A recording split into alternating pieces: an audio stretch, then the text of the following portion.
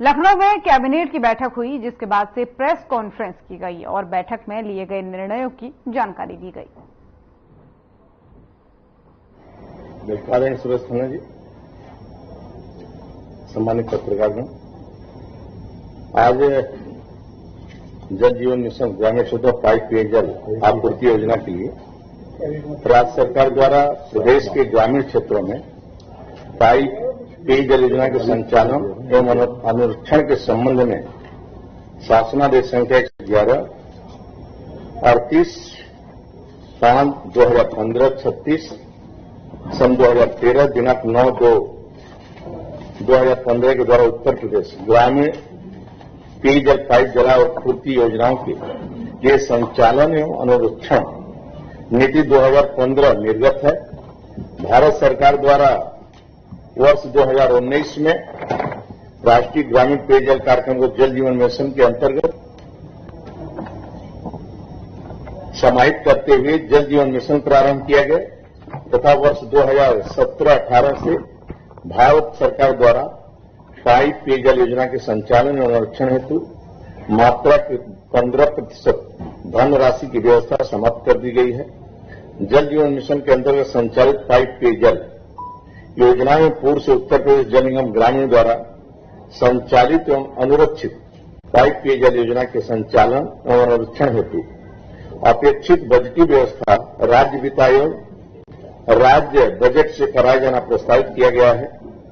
उक्त के दृष्टिगत पूर्व से निर्गत उत्तर प्रदेश के ग्रामीण क्षेत्रों में पेयजल पाइप जलापूर्ति योजना के लिए संचालन हेतु अनुरक्षण नीति 2015 के स्थान पर उत्तर प्रदेश के ग्रामीण क्षेत्रों में पाइप पेयजल योजना के संचालन एवं अनुरक्षण नीति 2024 के प्राख्यान पर माननीय मंत्रिपरिषद का आज अनुमोदन अपेक्षित था, वह अनुमोदन हो गया।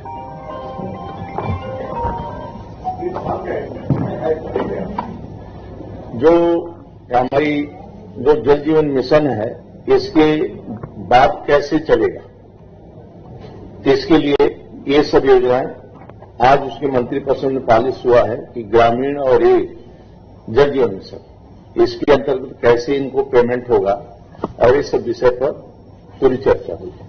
जितना हमारी लगभग जितनी योजनाएं 96/2024 राजस्व ग्रामों के पाइप पेयजल के माध्यम से जलापूर्ति किए जाने का कार्य प्रगति पर, इसमें 11,526 योजनाओं में से 22,935 गांव में कार्य पूर्ण हो चुका है। तो जिस गांव में कार्य पूर्ण हो चुके हैं, जहां सुबह शाम पानी सप्लाई हो रहा है, उसके मेंटेनेंस के लिए, उसके बाकी काम के लिए आज वो हम लोग मंत्रिपरिषद में प्रस्ताव लेते हैं।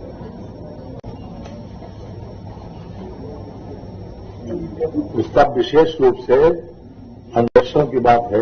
उसकी अनुरक्षण कैसे होगा, तो उसका अनुरक्षण सालाना 4485 करोड़ रुपये पे खर्च होगा, जिसमें 1553 करोड़ रुपया विद्युत का और बाकी सब मैकेनिकल वगैरह 2229 करोड़ 4485 ये विशेष जी। लेकिन हमारा सोलर ऊर्जा के माध्यम से लगभग 90,000 करोड़ रुपए की बचत भी हुई। आज जो हम सप्लाई कर रहे हैं, हम सौर ऊर्जा के माध्यम से ही कर रहे हैं। यदि नहीं सौर ऊर्जा, फिर हमारा बिजली भी है और डीजल भी, दोनों लगभग 90,000 करोड़। माननीय जगदीश सिंह जी से अनुरोध करेंगे कि क्रम संख्या 7 पर जो प्रस्ताव है, प्रदेश में आने वाले देशी विदेशी पर्यटकों को बेहतर आवासीय एवं खान पान की सुविधा उपलब्ध कराने हेतु उत्तर प्रदेश राज्य पर्यटन विकास निगम द्वारा संचालित पर्यटक आवास गृहों को प्रबंधकीय संविदा के आधार पर निजी उद्यमियों के माध्यम से संचालित कर रहे हैं। माननीय जगदीश सिंह, जैसा कि हम सबको बड़ी बात वैसे भी हो रहा है कि उत्तर प्रदेश के प्रति पर्यटकों का, चाहे धार्मिक पर्यटकों अन्य पर्यटकों, बल्कि आवक में निरंतरता के साथ वृद्धि हो रही है। यहाँ 2016-17 में लगभग 16 करोड़ पर्यटकों की आवक उत्तर प्रदेश में थी। उसके सापेक्ष वर्ष 2023 में 48 करोड़ पर्यटकों की आमद उत्तर प्रदेश में दर्ज की गई है और इस साल और काफी बढ़ने की संभावना है। और 2025 में हमारा कुंभ का आयोजन भी है। तो इसी के दृष्टिगत जो भी पर्यटक आए उनके लिए ठहरने की व्यवस्था और खान पीन की बेहतरीन व्यवस्थाएं संभव हो सकें, इसके दृष्टिगत जो हमारे उत्तर प्रदेश राज्य पर्यटन विकास निगम के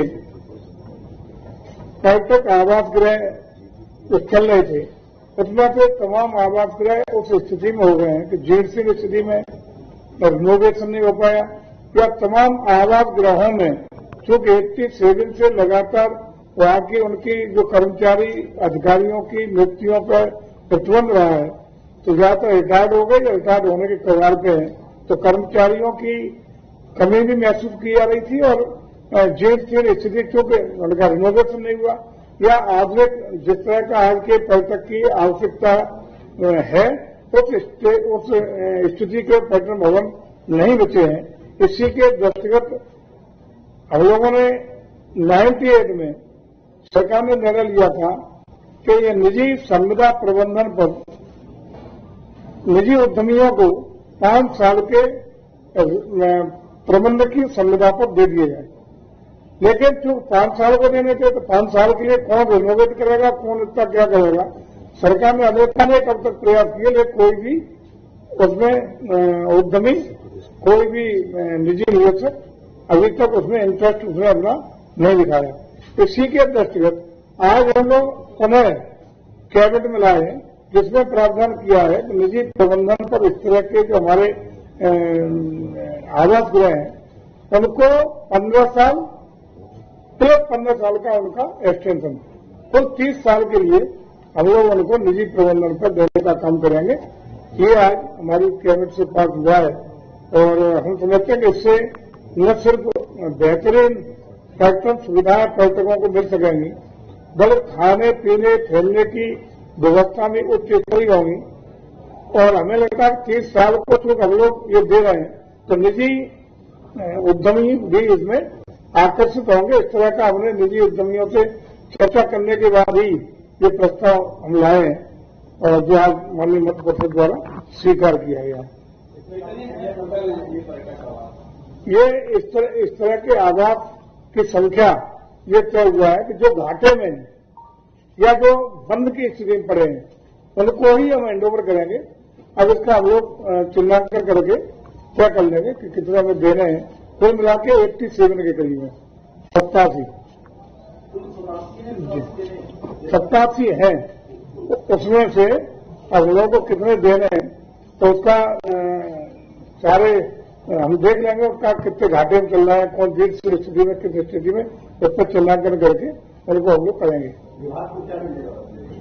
पूरा अरे उसकी तो आमंत्रण निविदा जो भी हम निविदा पे करेंगे, उच्च निविदा वाले को जिसका सबसे ज्यादा सालाना हमें जो पेमेंट करेगा वो हमें मिलेगा। तो मैक्सिमम आएगा उसका बाकायदा ई निविदा के माध्यम से पूरा फ्लोट करेंगे पारदर्शिता के साथ। उसमें जो मैक्सिमम वाला आएगा उसके लिए करेंगे। धन्यवाद। गोपीगंज 2000 ये 5 दिन और ये बढ़े हैं, पुराने वाले को उधार दिया है ना, बढ़ गए। हाँ जी बोलिए। हालांकि ये बता दें, पहले जिनके प्रयास हुए बता भी दूं कि जिनमें हम लोग प्रयास किए थे 5 साल के लिए पहले जो जियो हुआ था, जिसमें प्रयास हुए थे उसमें पर्यटक आवास गृह बदायूं, गोपीगंज, जौहरी घाट, गाजीपुर, आगरा, गढ़मुक्तेश्वर और झांसी, इस पर लगातार प्रयास होते रहे थे, लेकिन कोई भी निवेशक इसमें आया नहीं।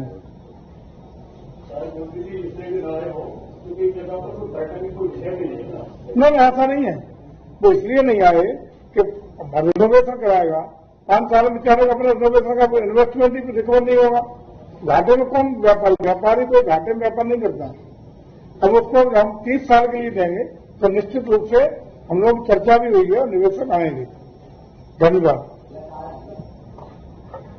आज हमारा विषय आया है माननीय गुलाब देवी जी, संस्कृत के जो बच्चे हैं